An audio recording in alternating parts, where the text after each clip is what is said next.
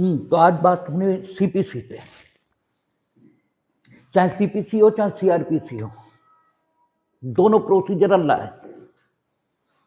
और procedural law ये हमेशा यही बताएगा कि जो सबस्टेंटिव लॉ है उसके द्वारा जो अधिकार उत्पन्न किए जाते हैं या जो कर्तव्य उत्पन्न किए जाते हैं, क्योंकि दो ही चीजें हैं, या तो अधिकार उत्पन्न किया जाएगा या कर्तव्य उत्पन्न किया जाएगा। या तो आप पर ड्यूटी इंपोज करेगा कोई भी अधिनियम, और या फिर आपको अधिकार देगा। कई बार होता है आपको कुछ शक्तियां ये भी देता है कि आप ऐसा कर सकते हैं, आप वैसा कर सकते हैं, लेकिन जो कुछ भी आपको दे रहा है सबस्टेंटिव लॉ, उसे लागू करने की प्रक्रिया अगर ये ठीक नहीं है तो आपको मिलेगा कुछ नहीं। जैसे हिंदुस्तान के संविधान में लिखा है कि व्यक्ति जिसने अमुक आयु पूरी कर ली है और जिसके पास अमुक शैक्षिक योग्यता है, ठीक है, और अमुक प्रकार का अनुभव जिसे हासिल हुआ है, वो उच्चतम न्यायालय और उच्च न्यायालय का मुख्य न्यायाधीश और आदि आदि नियुक्त हो सकता है। कितने नियुक्त हो गए?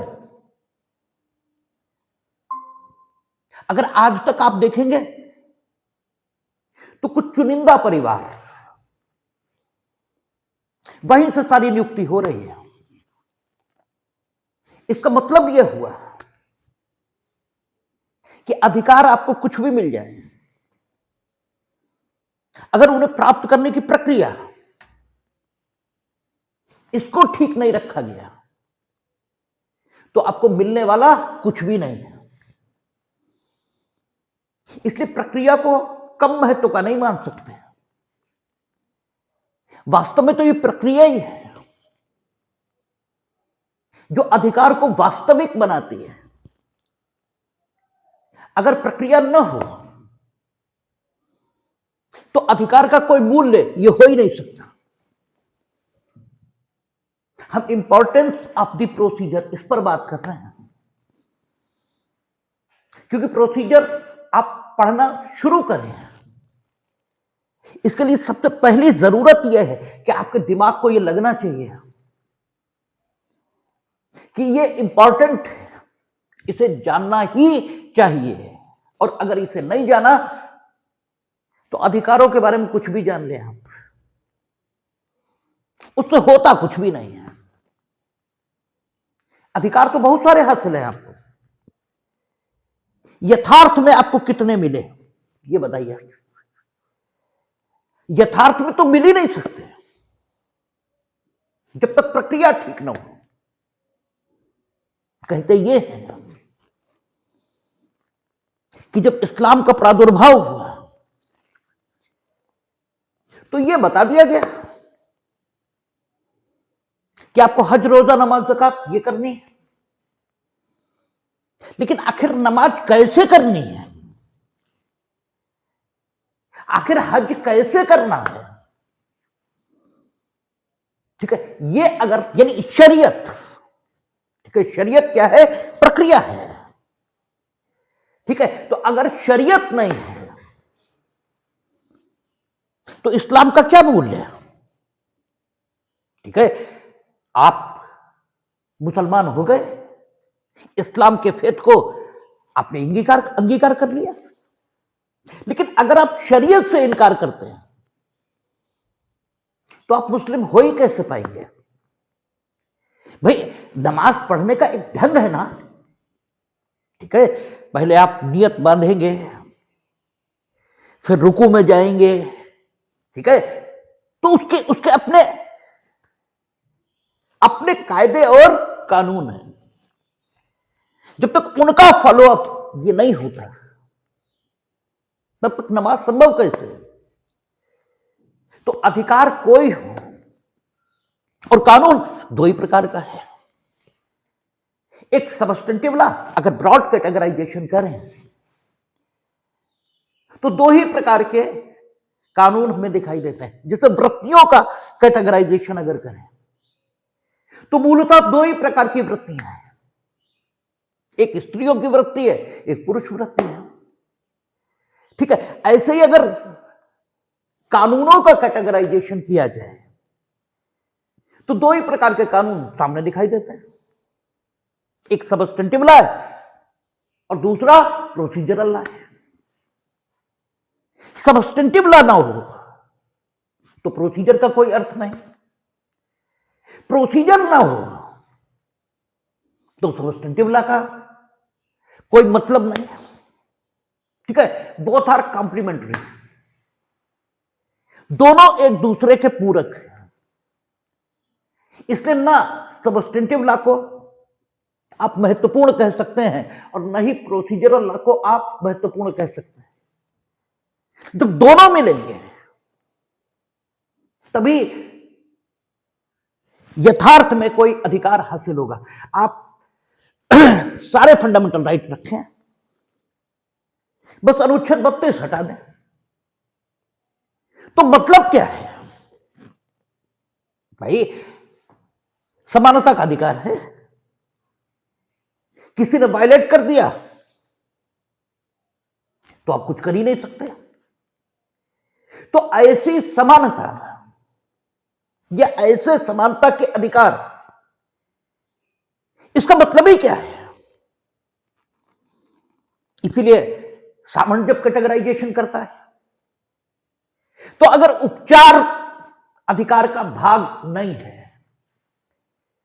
तो वो तो पूर्ण अधिकार नहीं कहता, वो कहता है यह अपूर्ण अधिकार है। क्योंकि अगर अधिकार के उल्लंघन पर उपचार की व्यवस्था नहीं है तो अधिकार का कोई अर्थ यह हो ही नहीं सकता। और फिर चलिए, आपने अधिकारों के उपचार की व्यवस्था कर दी, यानी उबी इबी जस उबी रेमेडियम ऐसे करके है ना एक मैगजीन कि जहां अधिकार है वहां उपचार है। तो अगर आपने उपचार की व्यवस्था कर भी दी लेकिन इतनी खर्चीली, ठीक है, या फिर वो सिर्फ उपचार की व्यवस्था कहने भर को है, ठीक है फंडामेंटल राइट आप लोगों को अवेलेबल है। You may approach to the supreme court, कैसे? सिर्फ एक पत्र लिखकर। कितनी पत्र याचिकाएं आप तक स्वीकार हुई? ठीक है, देखना पड़ेगा कितनी पत्र याचिकाएं स्वीकार हो गई।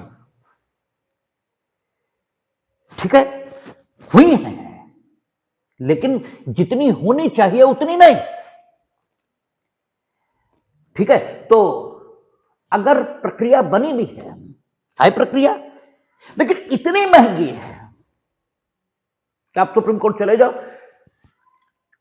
जरा एक रिट फाइल करके तो देखो, घर मकान ना बिक जाए। ठीक है, तो हमें बताइएगा। और इसीलिए आप मॉस स्केल पर फंडामेंटल राइट का वायलेशन देखेंगे, लेकिन अभी तक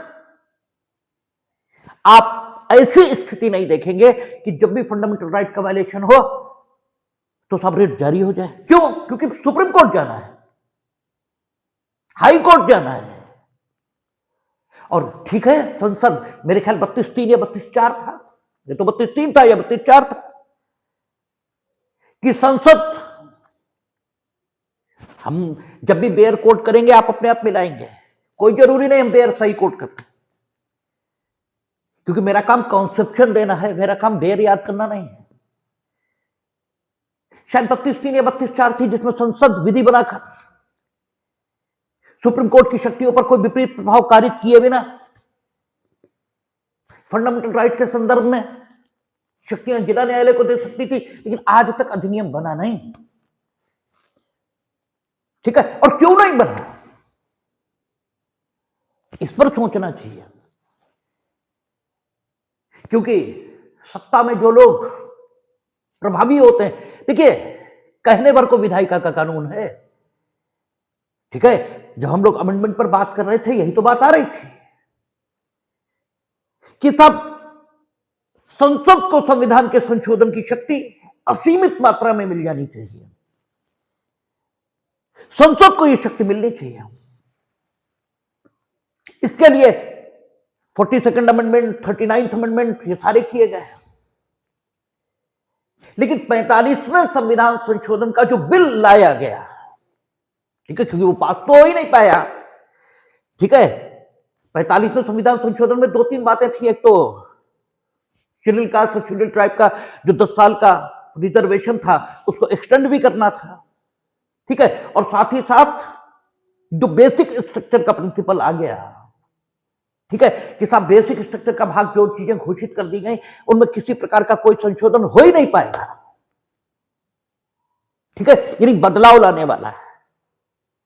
उसमें अगर संशोधन की जरूरत है तो ऑस्ट्रेलिया की तरह रेफरेंडम ये करा लिया जाए। आपको बताया गया था, ठीक है, कि रेफरेंडम की व्यवस्था ये करने की बात हुई थी 45 कॉन्स्टिट्यूशनल अमेंडमेंट में। अमेंडमेंट बिल ही रहा, अमेंडमेंट हो नहीं पाया। बिल के स्तर पर भी वो लोकसभा से पास हुआ, लेकिन राज्यसभा में कांग्रेस के असहयोग के कारण गिर गया वो, ठीक है। तो संसद में आप निहित करना चाहते हैं संविधान के संशोधन की असीमित शक्ति, लेकिन अगर जो बेसिक स्ट्रक्चर का पार्ट घोषित किया गया उसमें किसी संशोधन की जरूरत महसूस हो रही, जो कि आज हो रही है। कॉलेजियम सिस्टम इसे खत्म करना है, अब तो वो करने नहीं दे रहा है। वो तो कह देते हैं कि साहब जो है ये न्यायपालिका की स्वतंत्रता के विरुद्ध है और अब हो ही नहीं पाएगा। तो कॉलेजियम सिस्टम आप खत्म ही नहीं कर पा रहे, जबकि उसके कारण, ठीक है, न्यायपालिका की निष्पक्षता उस समय भले ही सुनिश्चित हुई हो जिस समय ये शुरू हुआ, आज की तिथि पर यह बिल्कुल नहीं कहा जा सकता कि उसके कारण से किसी प्रकार की न्यायपालिका की गुणवत्ता, ठीक है, उसमें सुधार आ रहा है। तो उसकी जगह नया सिस्टम इंट्रोड्यूस होना ही चाहिए, लेकिन आप कर ही नहीं पाएंगे, ठीक है। और अगर कोई प्रावधान हो जिसके माध्यम से ऐसा किया जा सके तो इसमें बुराई क्या है, ठीक है। तो 45th कॉन्स्टिट्यूशनल अमेंडमेंट बिल, उसके माध्यम से यही सुनिश्चित करने का प्रयत्न हुआ कि अगर संविधान हम भारत के लोगों ने, ठीक है, आत्मार्पित किया है और हम ही ने इसे अधिनियमित किया है, तो इसके किसी भी पार्ट में अगर संशोधन की बात है, ठीक है, तो उसकी असीमित शक्ति संसद को क्यों हो? हम भारत के लोगों को ही हो, ठीक है। तो बेसिक स्ट्रक्चर के प्रिंसिपल ने एक समय, ठीक है, न्यायपालिका और संविधान की मर्यादाओं को स्थापित किया, सही है। लेकिन अगर आज रेफरेंडम का सिस्टम और जोड़ दिया जाए तो इसमें बुराई क्या है, ठीक है। और उसका आपको कहा गया कि जितने रजिस्टर्ड वोटर हैं उनके 51% से कम अगर वोट डालेंगे तो ये माना ही नहीं जाएगा कि उस इशू पर जनादेश आया है, जैसा अमेरिका वगैरह में होता है कि, ठीक है, टोटल का बहुमत होना चाहिए, ठीक है। तो टोटल 51% तो वो किया ही नहीं, ठीक है। तो संसद कानून बनाती है तो सिर्फ कहने की बातें हैं। सरकार हमेशा संसद में बहुमत में होती है, और सरकार में जरा प्रैक्टिकल रियलिटी पर बात करनी चाहिए हमेशा, ठीक है। यहां के जो सांसद हैं उन्हें बोलने का भी मौका नहीं मिलेगा संसद में, बोलने का, ठीक है। अगर ये बोलना चाहेंगे तो इन्हें बोलने का मौका नहीं मिलेगा, ठीक है। यही स्थिति सभी पार्टियों में रहती है, ठीक है। सभी पार्टियों के जो टॉप लीडर्स हैं वही सरकारों में होते हैं, ठीक है। अरे भाई 273 तो जीत के जाएंगे, वही तो सरकार बनाएगा, ठीक है। और 273 में जो टॉप लीडर्स होंगे वही सरकार में होंगे, ठीक है। और जो सरकार में होंगे तो आज तो 15% ही हो सकते हैं सरकार में, मंत्रिमंडल में कितने होंगे? 15%, मंत्रिमंडल कह रहे हैं मंत्रिपरिषद में, क्योंकि काउंसिल ऑफ मिनिस्टर वो अलग बात है और कैबिनेट अलग बात है। तो काउंसिल ऑफ मिनिस्टर में 273 का 15% निकाल लीजिए, इंक्लूडिंग प्राइम मिनिस्टर, उतने ही तो होंगे, और उतने में टॉप लीडर्स होंगे, और हर को बड़े आदमियों का संग, बड़े आदमी से मेरा मतलब यहां पैसे वालों से, किरदार से, बड़े से नहीं है, वो अच्छा लगता है। तो जो मिनिस्टर, प्राइम मिनिस्टर बैठे, ये अलग बात है कि किसी दल का प्राइम मिनिस्टर होगा वो पैसे वालों के साथ कम बैठेगा और किसी दल का होगा वो ज्यादा बैठेगा, बस इतना ही अंतर हो सकता है, बाकी बैठेंगे सब। तो दिल्ली में जो सुप्रीम कोर्ट के अधिवक्ता हैं उनसे उनके संपर्क ज्यादा होंगे, सीधी बात है। इसलिए कभी अनुच्छेद 32(3) या 4 में जो लिखा है कि संसद ऐसा कानून बना सकती है जिसके आधार पर फंडामेंटल राइट के वायलेशन की सूरत में जिला न्यायालयों को भी रिट जारी करने की शक्ति मिल जाए, यह कानून कभी नहीं बनेगा, कभी नहीं बनेगा। मैं हम कोई भविष्यवाणी नहीं कर रहा है, लेकिन हां मतलब आखिर 75 साल न बनाने का कोई कारण, कोई आधार आप बता सकते हैं? कोई कारण और कोई आधार नहीं। ठीक है, हम कहते नीचे गलत डिसाइड हो जाएगा, अपील हो जाएगी 226 में, ठीक है, 226 उसी कानून में लिख दीजिए, ठीक है। और नहीं तो अनुच्छेद 226 में तो सभी प्रकार के प्रश्नों को सुनने की अधिकारिता उच्च न्यायालय में है, 136 में तो एसएलपी फाइल ही हो जाएगी सुप्रीम कोर्ट में। दिक्कत कहां है? लेकिन अगर ऐसा करेंगे तो उच्चतम न्यायालय के अधिवक्ताओं के पास काम नहीं घटेगा, ठीक है। ये प्रैक्टिकल रियलिटीज हैं, ठीक है, ये प्रैक्टिकल रियलिटीज हैं जिसकी वजह से बड़ी बड़ी अच्छी बातें हैं, बड़े बड़े अच्छे कानून और बहुत सारे अधिकार आपको ग्राउंड लेवल पर कभी हासिल ही नहीं होते, ठीक है, कभी नहीं हासिल होते। इसलिए प्रक्रिया का अपना ही महत्व है। अगर प्रोसीजर नहीं है, यह प्रोसीजर बहुत एक्सपेंसिव है, जैसे फंडामेंटल राइट के संदर्भ में प्रोसीजर तो है और थोड़ा बहुत है, शानदार प्रोसीजर है, किसी प्रकार का कोई प्रतिबंध नहीं, समुचित कार्रवाइयों के माध्यम से, ठीक है, कोई आदेश, कोई निर्देश, कोई रिट जिसके अंतर्गत 5 प्रकार की रिटें आती हैं, ये जारी की जा सकती है। हुई कितनी, किन किन मामलों में हुआ, ठीक है, और जिन मामलों में हुआ और जितना हुआ है और जितना फंडामेंटल राइट का वायलेशन हो रहा है उस अनुपात में देखें तो फिर क्या हुआ, तो फिर यह कहना पड़ेगा कि कुछ भी नहीं हुआ, ठीक है, क्योंकि आपने मशीनरी बनाई नहीं, ठीक है। और मशीनरी इसलिए नहीं बनी क्योंकि उच्च न्यायालय और उच्चतम न्यायालय के अधिवक्ता फिर क्या करेंगे, वहां जो जज साहिबान बैठे हैं और वहां जो नेपोटिज्म चल रहा है, भाई भतीजे ही वकालत कर रहे हैं, ठीक है, और पिताजी और चाचा जी बैठ के डिसाइड कर रहे हैं, इस नेपोटिज्म का क्या होगा, इस काकस का क्या होगा, ठीक है। इस काकस के दबाव में कोई सरकार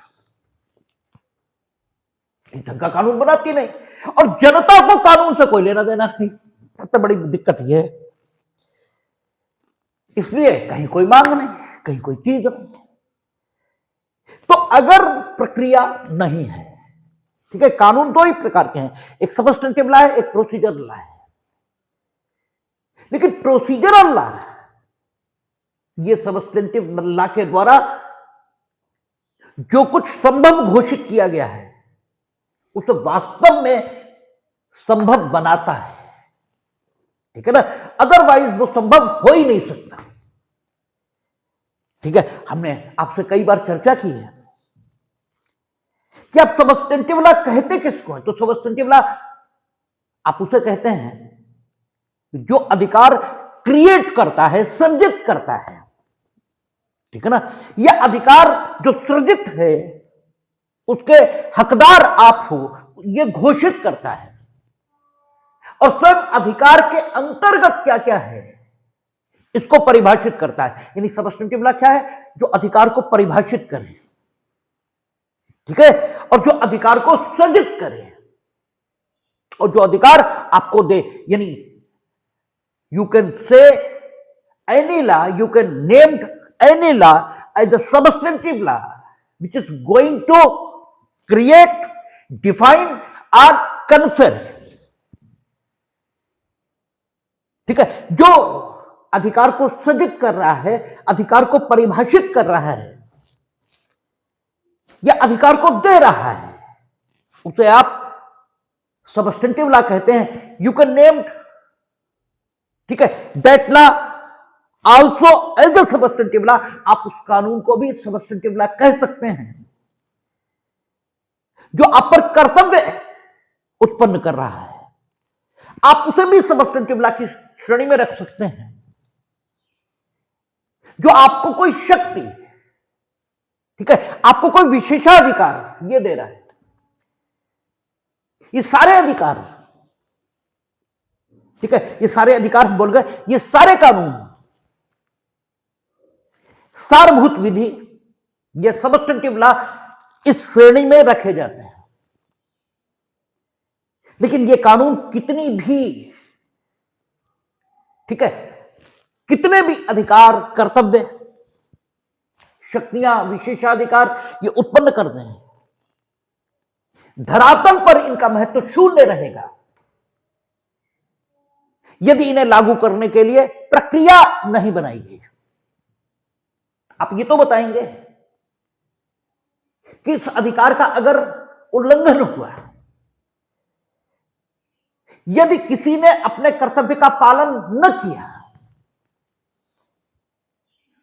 यदि किसी ने मेरे विशेषाधिकार में हस्तक्षेप किया, तो हम किसके कंधे पर सिर रख के रोएं? आप ये तो बताएंगे। या आप ये कह देंगे कि तुम जानो तुम्हारा काम जाने, तो फिर इस अधिकार, कर्तव्य, विशेषाधिकार इसे हम रख के चाटेंगे? आपने कह दिया कि अगर संविदा की गई है, ठीक है, तो संविदा के दोनों पक्षकार उसका पालन करेंगे। लेकिन आपके कह देने से पालन करेंगे? एक बेवकूफ की बातें हम पढ़ रहे थे एक दिन बैठे हुए, वो लिख रहा था हिंदुस्तान में कभी कम्युनलिज्म हो नहीं सकता। क्यों? बोले यहां संविधान है।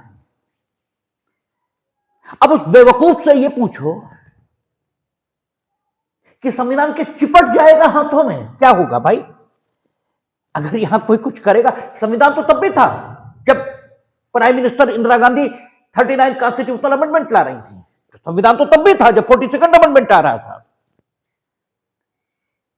ठीक है। इससे कुछ नहीं होता, ठीक है। तो सवाल यह है कि आपने बड़े बड़े अधिकार हमें दे दिए, आपने घोषणाएं कर दी कि ये मिलेगा वो मिलेगा,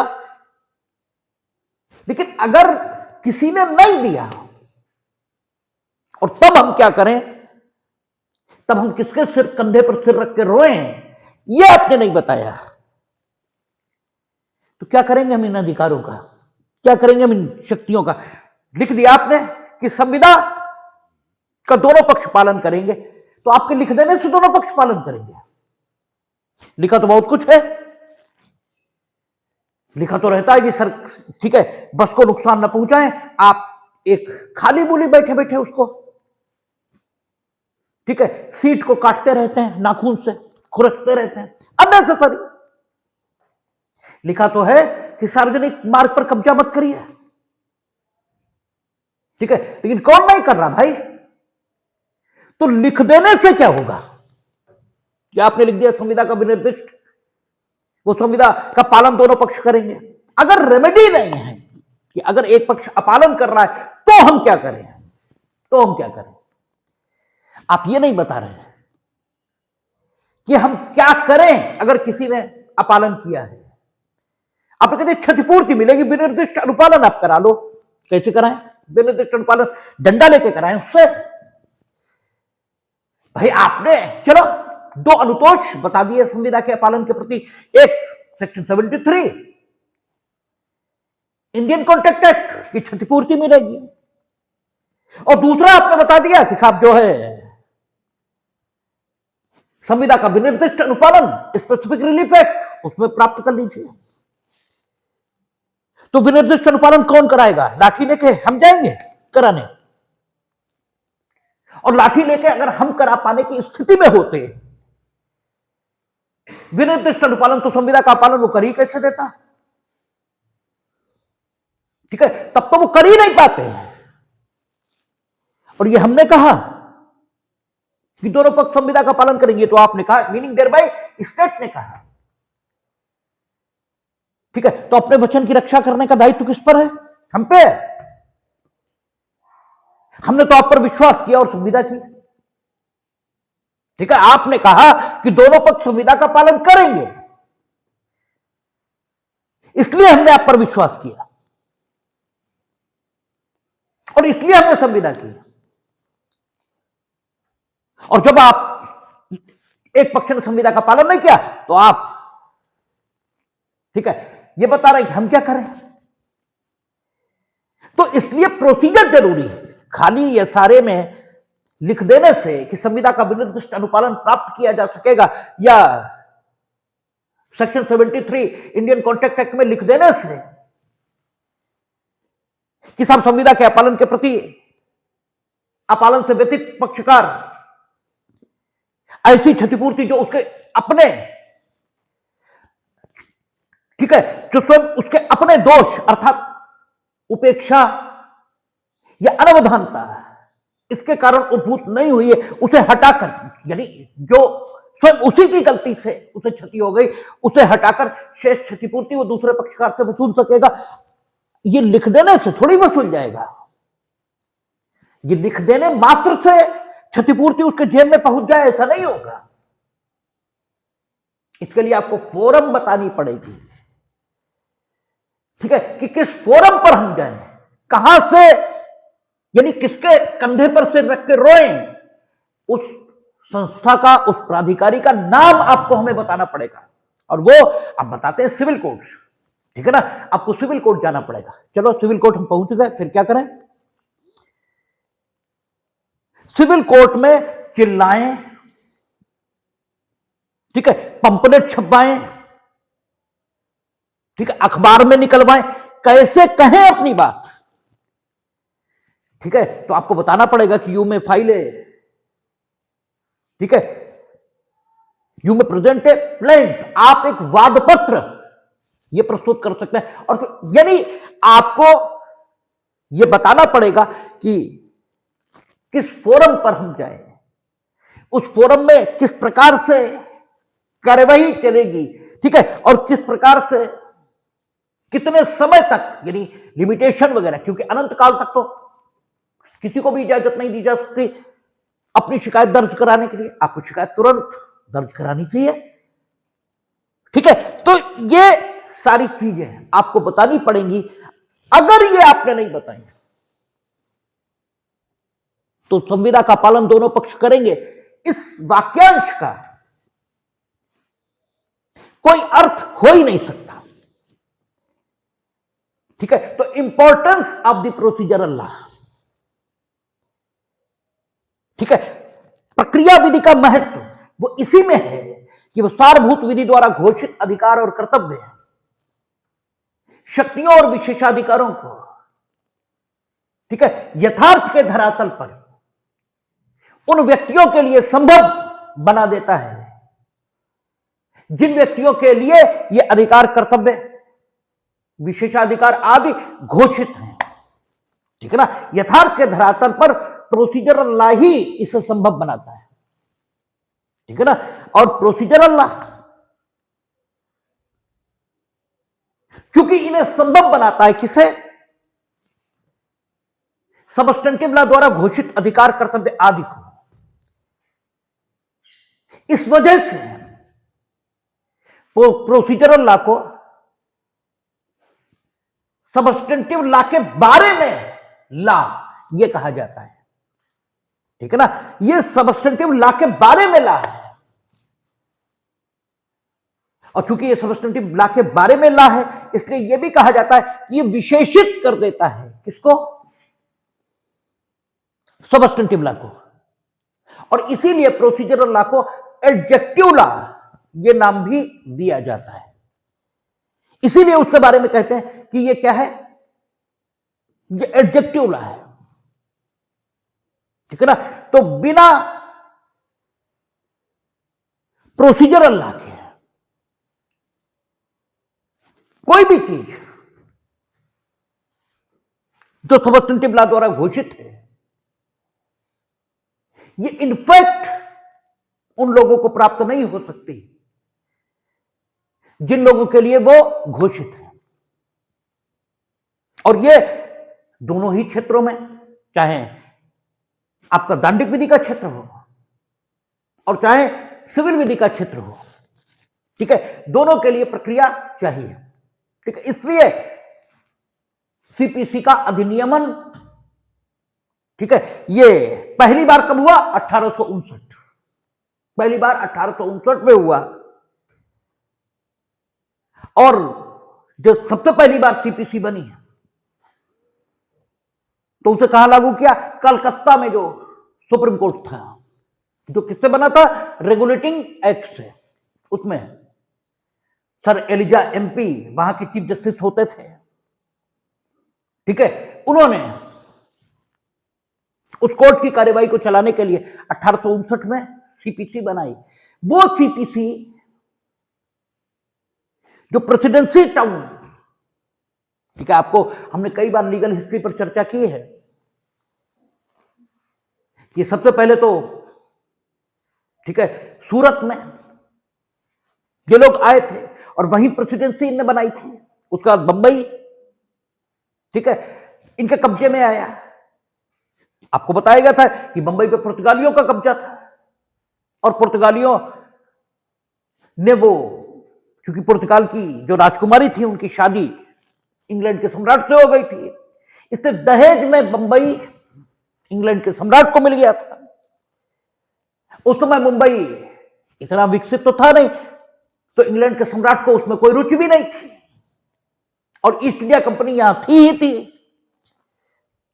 तो उन्होंने 10 रुपए वार्षिक या मासिक के किराए पर ईस्ट इंडिया कंपनी को मुंबई दे दिया।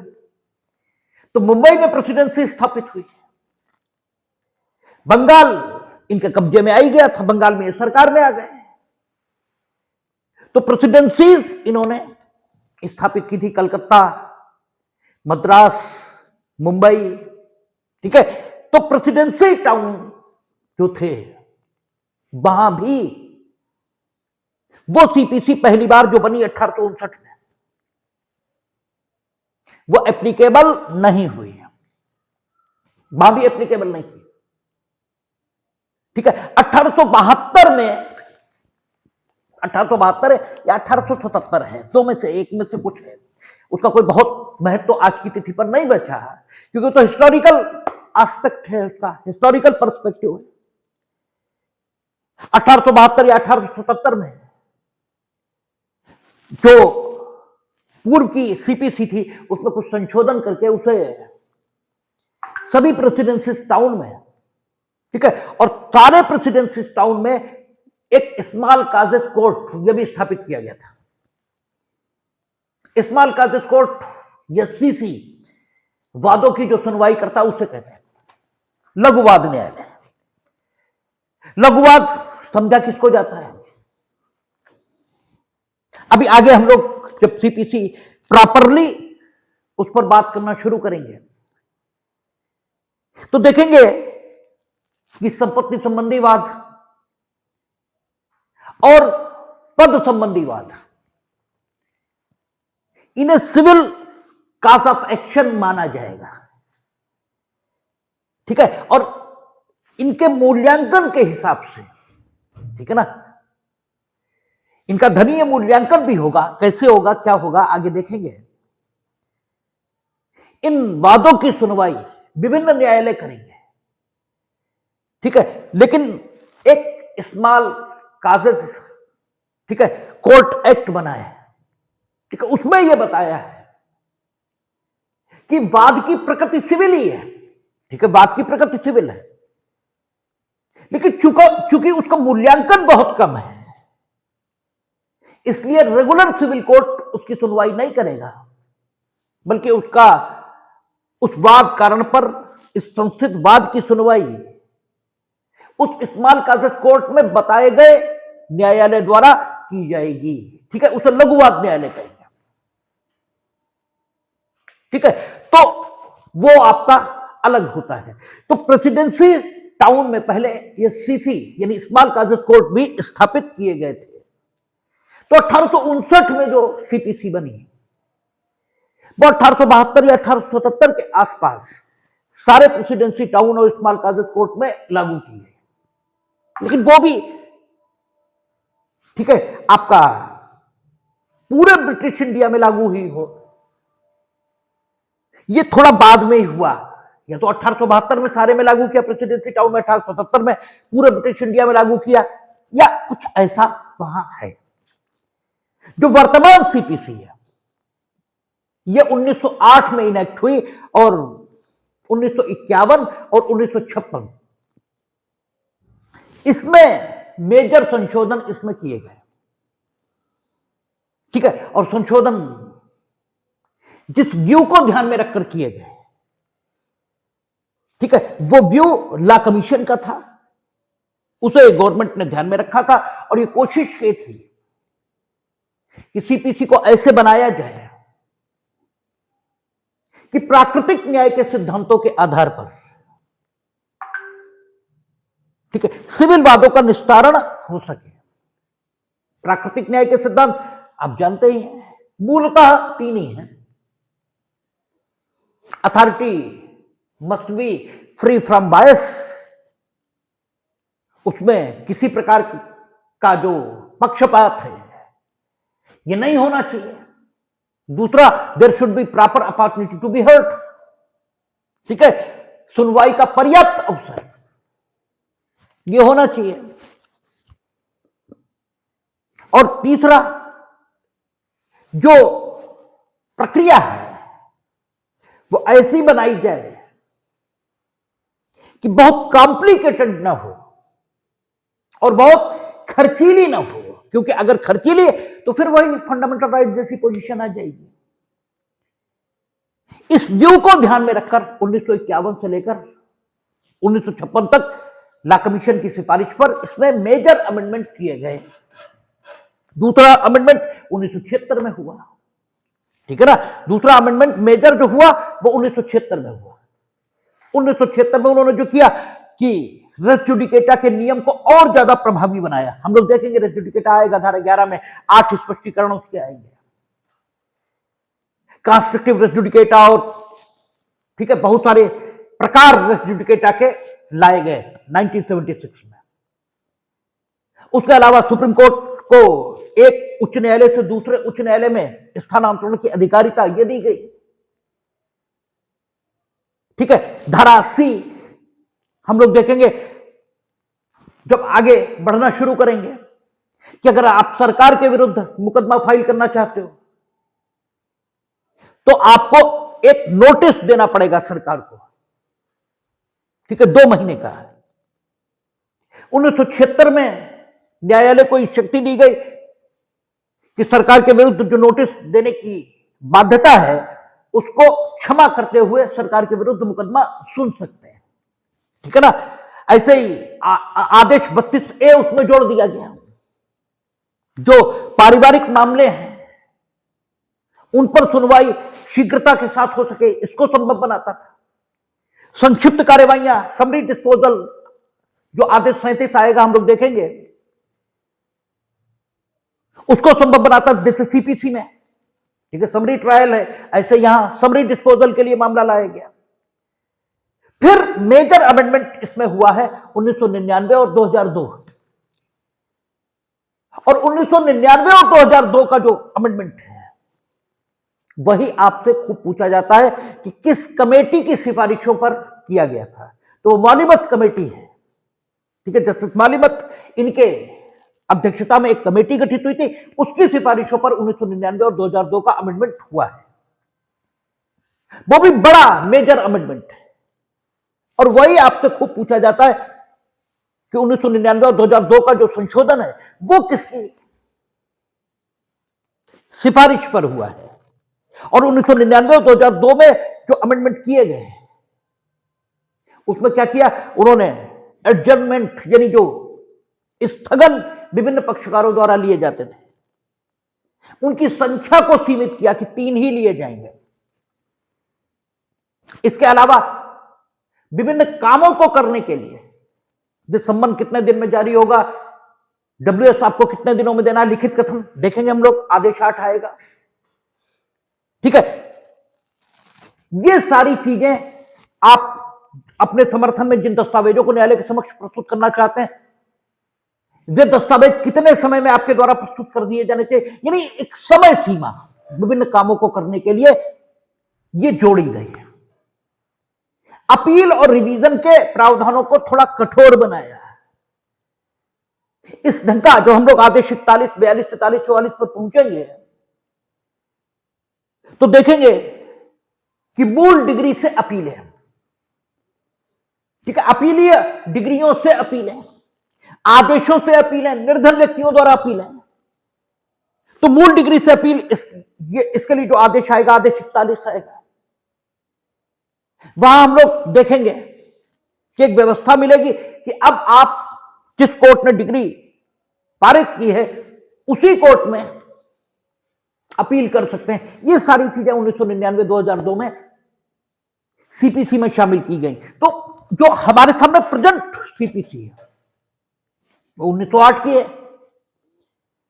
इसीलिए इसका नाम है सिविल प्रक्रिया संहिता 1908, और उसमें मेजर संशोधन हुए हैं, ठीक है। और संशोधन इसका अर्थ यह हुआ कि मूल बना हुआ है, ठीक है, उसे आवश्यकता अनुसार संशोधित कर लिया गया है, ठीक है। जैसे हम लोगों ने संविधान में संशोधन की बात की थी तो कहा गया था केशवानंद भारती के मुकदमे में, ठीक है, कि धर्म हो या कोई अन्य चीज उसमें कुछ मूल होता है, कुछ मूल होता है, वो कभी नहीं बदलता, ठीक है। और जो मूल होता है उसे ही संस्कृति कहा जाता है, यानी जीवन जीने का एक ढंग विकसित हो जाता है किसी भी समाज में, उसे हम संस्कृति कहते हैं, ठीक है, वो कभी नहीं बदलती। दूसरी चीज है सभ्यता, ठीक है, यानी संस्कृति द्वारा स्थापित जो मूल्य हैं उनको प्राप्त करने का तरीका यह समयानुसार बदलता है। सभ्यता बदलती है, संस्कृति कभी नहीं बदलती है, ठीक है ना। यानी संस्कृति में संशोधन नहीं होता, सभ्यता में संशोधन होता है, ठीक है। जैसे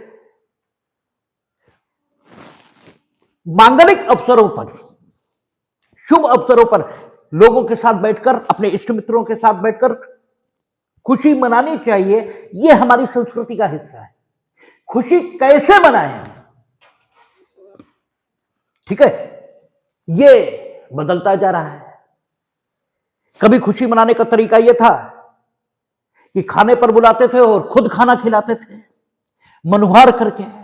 आज खुशी मनाने का तरीका यह बदल गया कि एक जगह सारी चीज लगा दी गई, आपका जो मन हो वो खाओ, ठीक है, खुद लेकर। गलत दोनों चीजें नहीं है, ठीक है। अगर आप देखेंगे तो हमें एक चीज अच्छी नहीं लगती, आप हमें जबरदस्ती वो चीज दे रहे हैं और इतनी मनुहार के साथ दे रहे हैं कि हम मना भी नहीं कर पा रहे, ठीक है। अब नहीं अच्छी लग रही फिर भी खा रहे हैं क्योंकि आप इतने मनुहार से दे रहे हैं। इससे बेहतर यह है कि सारी चीजें लगा दी गई, जिसका जो मन आए वो खाए। ठीक है ना? तो तरीके दोनों में ठीक हैं, लेकिन हम आपको यह बता रहे हैं कि कुछ होता है जो मूल है वो नहीं बदलता, और कुछ है जो जोड़ा घटाया जाता है। तो ऐसे सीपीसी है, क्योंकि ये संशोधित हुई, ठीक है, 1859 में बनी, उसमें तो संशोधन होते ही रहे। मूल रूप से जो हमारे सामने है वो 1908 में बनी, फिर उसमें संशोधन हुए, इसलिए मूल आज भी उसका नाम सिविल प्रक्रिया संहिता 1908 है। इसमें संशोधन करके जो जोड़ा गया है वो 1951 और 1956 में जोड़ा, फिर और जरूरत महसूस हुई तो विभिन्न प्रावधान 1976 में जोड़े, फिर और जरूरत महसूस हुई तो 1999 और 2002,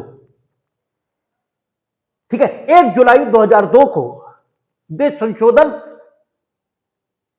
इन्फोर्स हो गए जो 1999 और 2002 की विभिन्न तिथियों में पारित किए गए थे संसद से, और इस रूप में आज ये हमारे सामने है। तो हमने कहा कि सीपीसी क्या करती है, संभव बनाती है उन अधिकारों को प्राप्त करना जो सबस्टेंटिव लॉ द्वारा दिए गए। तो चूंकि ये सबस्टेंटिव लॉ द्वारा दिए गए अधिकारों को संभव बनाती है, इसका मतलब यह हुआ कि ये न्याय को सुनिश्चित करती है, क्योंकि न्याय, इसका अर्थ क्या है, यह आपको जूरिस्प्रूडेंस बताते समय कई बार कहा गया कि न्याय को अलग अलग ढंग से परिभाषित किया है, लेकिन एक बात पर सारे विद्वान एक मत है कि न्याय, इसका अर्थ यही है कि जो होना है या जो होना चाहिए वही हो, जो नहीं होना चाहिए वो न हो। इस स्थिति को सुनिश्चित कर देने का नाम ही न्याय है, ठीक है, ये रखा गया है। तो जब सबस्टेंटिव लॉ ने कुछ अधिकार, कुछ कर्तव्य, कुछ शक्तियां और कुछ विशेषाधिकार ये आपको प्रदान किए, इसका अर्थ यह हुआ कि आपके उन अधिकारों के उपभोग में, ठीक है, आपकी उन शक्तियों के इंजॉयमेंट में, आपके उन विशेषाधिकारों को, ठीक है, एक्सरसाइज किए जाने में किसी प्रकार की कोई बाधा उत्पन्न नहीं होनी चाहिए, ठीक है ना?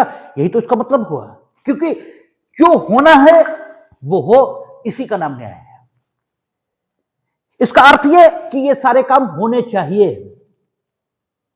और आपके द्वारा जिस कर्तव्य का निर्वहन जिसके प्रति किया जाना चाहिए, उस कर्तव्य का निर्वहन भी आपके द्वारा हो, यह सुनिश्चित होना चाहिए। अर्थात आपके कर्तव्य पालन से जिसे लाभान्वित होने का हक है, ठीक है, उसे लाभ मिलना चाहिए। इसी स्थिति को सुनिश्चित करना यह न्याय होना कहा जाएगा, ठीक है ना? इसी को तो न्याय कहेंगे, क्योंकि न्याय का अर्थ क्या है, जो होना चाहिए वो हो, जो नहीं होना चाहिए वो न हो। तो जो अधिकार, कर्तव्य, शक्ति, विशेषाधिकार सारभूत विधि या सबस्टेंटिव लॉ द्वारा घोषित हुए हैं, उन सबका पालन, उपभोग, निर्वहन, इसको सुनिश्चित होना चाहिए। तो सुनिश्चित कैसे होगा? ठीक है, तो अगर उनका अनुपालन सुनिश्चित न हो तो उनके अनुपालन न होने से जो व्यक्ति व्यथित है, ठीक है, वो किस प्राधिकारी के पास जाए, इसे बताया जाना चाहिए। और जब वो उस प्राधिकारी के पास पहुंचे तो वो प्राधिकारी किस प्रकार से, कौन सा तरीका अपनाएगा उसकी बात सुनने के लिए इसके संबंध में भी प्रावधान निश्चित होने चाहिए, अन्यथा वो प्राधिकारी वो मनमानी पर उतर आएगा। ठीक है, और मनमानी पे न भी उतरे तो प्राधिकारी बहुत बुद्धिमान होगा, तुम्हारे बोलते ही समझ लेगा, और कुछ बड़े ही बेवकूफ होंगे, तुम बताते रहो तो भी नहीं समझेंगे।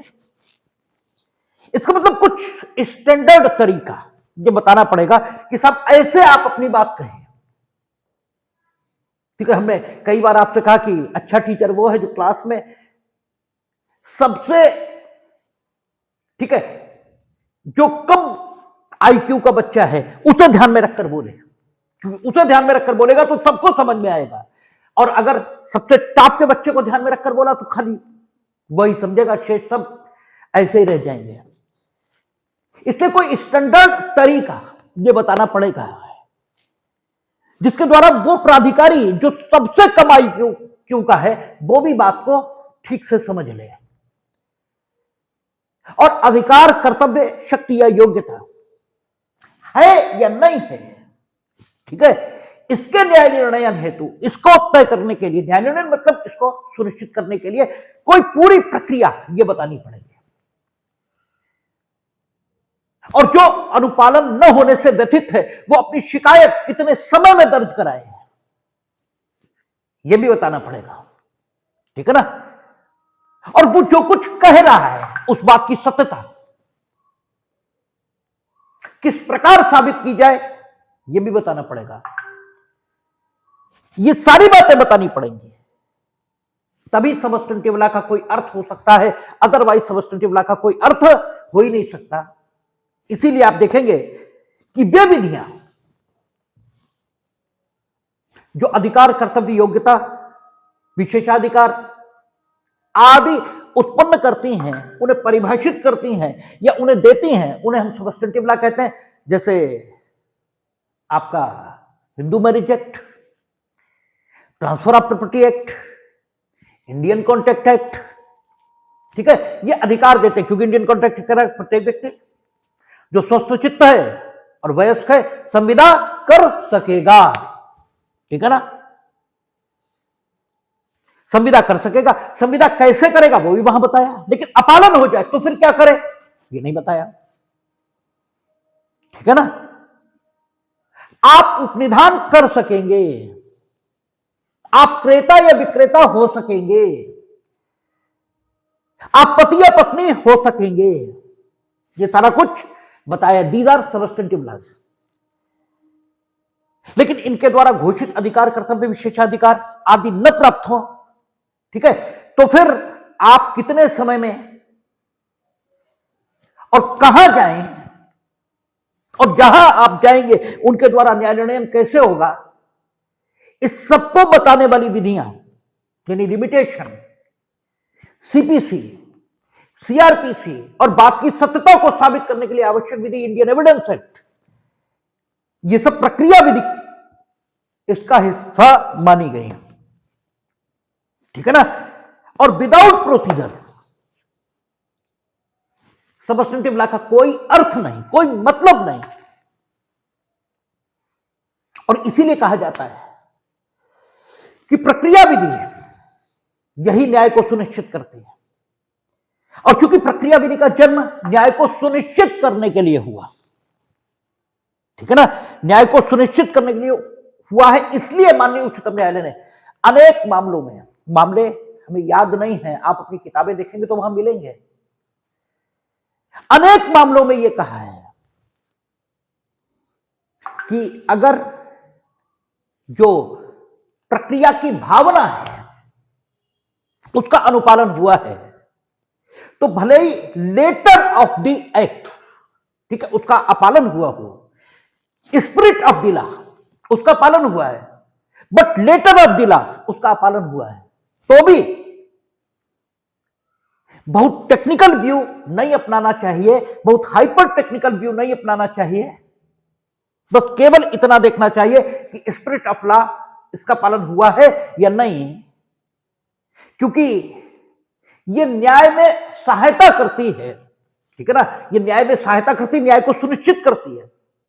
और न्याय क्या है? सबस्टेंटिव लॉ द्वारा घोषित अधिकार आदि का प्राप्त होना, ये न्याय है, और ये प्राप्त कराती है तो ये न्याय को सुनिश्चित करती है। तो या स्पिरिट ऑफ द लॉ का पालन होना चाहिए, अर्थात स्पिरिट ऑफ द लॉ इसका पालन होना चाहिए। इसका मतलब क्या है?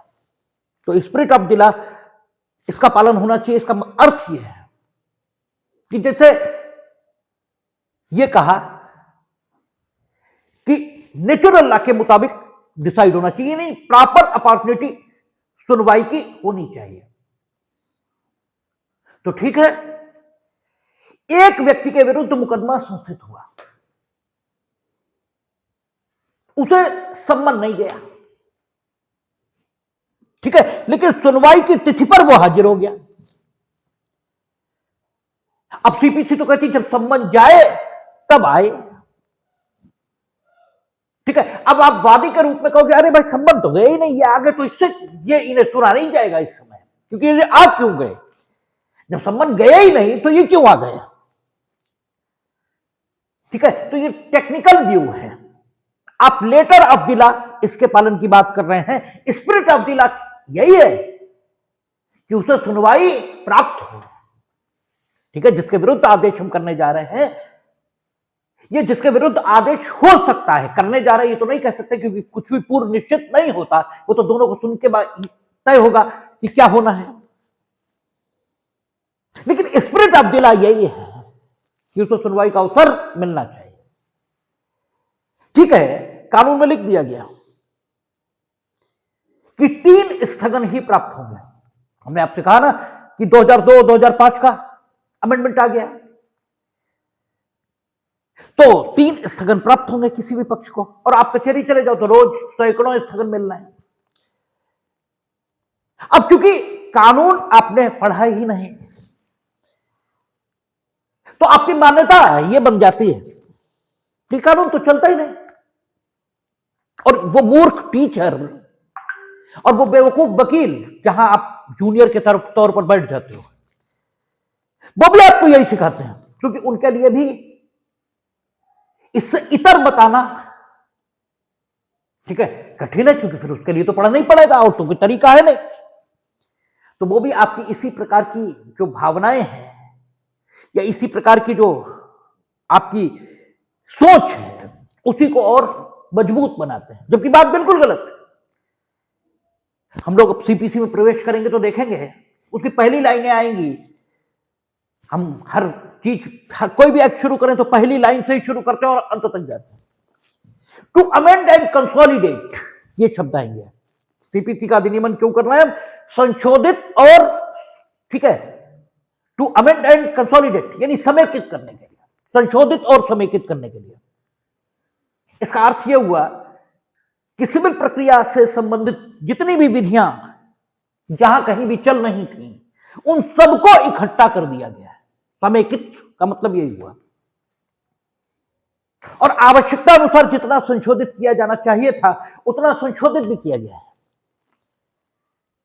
लेकिन कितना भी आप समेकित कर दें, ठीक है, प्रक्रिया कभी समेकित नहीं हो सकती, ठीक है। और विशेषकर वो प्रक्रिया जो अधिकारों को देने से संबंधित है, जो दंड देने से संबंधित है, वहां हम सीमित कर सकते हैं कि नहीं बस यही होगा, इसके अलावा कुछ नहीं होगा, ठीक है। और वहां भी 482 जैसी शक्तियां, हालांकि वहां शक्तियां फिर उच्च न्यायालय को दी क्योंकि मामला दंड का है, लेकिन यहां अधिकार का मामला है, ठीक है। इसलिए नॉर्मल रूल यह होता है, सामान्य नियम यह होता है कि जब किसी विषय पर कानून बनाया जाए और कंसोलिडेट कर दिया जाए उस विषय पर, तो उस विषय पर फिर वही कानून लागू होगा, उसके अलावा कुछ भी लागू नहीं होगा। जहां भी कंसोलिडेट कर दिया गया ऐसा लिखा हो, ठीक है। लेकिन प्रक्रिया कभी कंसोलिडेट नहीं हो सकती क्योंकि नई नई स्थितियां प्रक्रिया में पैदा होती रहती हैं, ठीक है ना। तो आप सीपीसी देखें, सीआरपीसी देखें, जिसे बीएनएसएस कहने लगे आप, उसे देखें, तो टू अमेंड एंड कंसोलिडेट होगा, लेकिन इसके बाद भी अंतर्निहित शक्तियां दी जाएंगी, ठीक है ना। अंतर्निहित शक्तियां दी जाएंगी क्योंकि न्याय करने के लिए वो बन रही है, ठीक है ना। और न्याय में ऐसी स्थितियां कभी भी पैदा हो जाएंगी जब हमें क्या करना पड़े, जो इनेक्टेड प्रोविजंस है उनके बाहर जाना पड़े, 3 स्थगन आपने कहे कि 3 ही मिलेंगे, किसी सांप ने काट लिया, चौथे स्थगन आने से पहले अब वो अस्पताल जाएगा या सिविल कोर्ट जाएगा? ठीक है। और अगर आप कहो कि नहीं नहीं तुम्हें तो 3 ही मिलने, तो भाई अब हमें कुछ नहीं मालूम, अब तो तुम्हारे सांप काटे या कुछ भी हो, तुम मरो या जियो, हम तो चौथा देंगे ही नहीं। तो ये अन्याय, न्याय है या अन्याय है? ठीक है। इसीलिए जो प्रक्रिया विधियां होती हैं, प्रोसीजरल लॉज होते हैं, वहां अंतर्निहित शक्तियां दी जाती हैं। ठीक है ना। और प्रोसीजरल लॉ किस अधिकार को, किस कर्तव्य को लागू होना है, उसके मुताबिक अंतर्निहित शक्तियां किसको दी जाएंगी यह तय किया जाता है। क्योंकि यहां मसला अधिकार का है। अधिकार अगर गलत आदमी को भी मिल गया तो कोई बात नहीं, रिवीजन अपील है, सही को मिल जाएगा। थोड़े दिन गलत आदमी भी उपयोग कर लेगा, अधिकार का तो कुछ हो नहीं जाएगा। लेकिन दंड अगर गलत आदमी को मिल गया तो उसके मन में जो प्रतिहिंसा जन्मती है, ठीक है ना, वो समाज के लिए हानिकर हो सकती है। इसलिए जब सीआरपीसी का मसला है, तब जो अंतर्निहित शक्ति दी किसको दी? हायर अथॉरिटी, उच्च न्यायालय, उसे दी।